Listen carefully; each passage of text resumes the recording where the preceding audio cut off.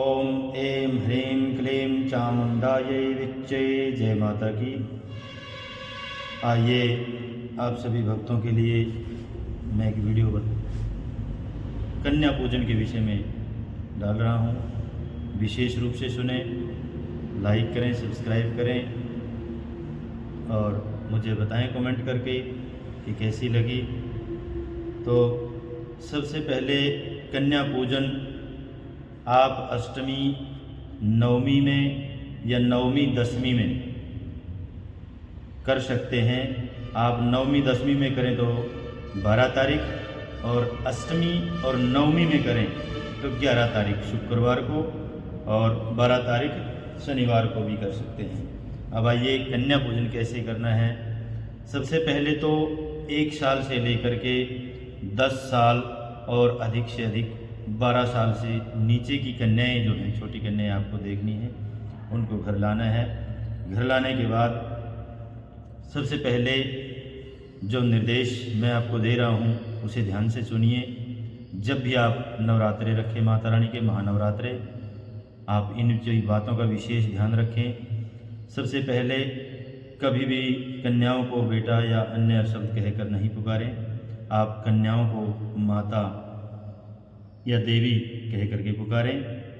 दूसरी, कन्याओं के पैर धुलें या आप गीले कपड़े से पोंछें और उस कपड़े को निचोड़ करके वो पानी जो है, वो जल जो है घर में छिड़कें। बहुत अच्छा होता है, शुभ होता है।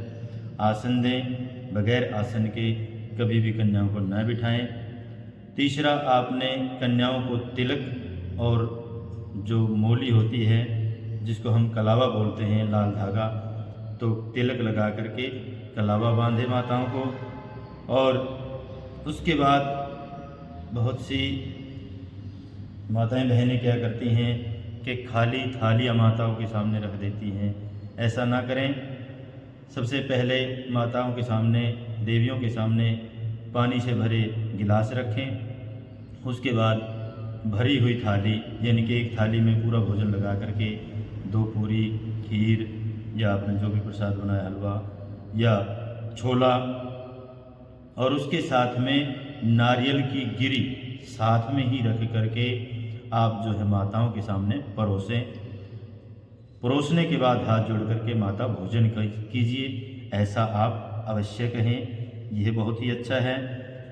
उसके बाद आपने भोजन के बाद अलग से बर्तन लेकर के, प्रांत या तसला या कोई थाली, माताओं को हाथ धुलाएं और जो माताओं की, देवियों की थाली हैं उनको आप हटा करके एक साइड में रख दें।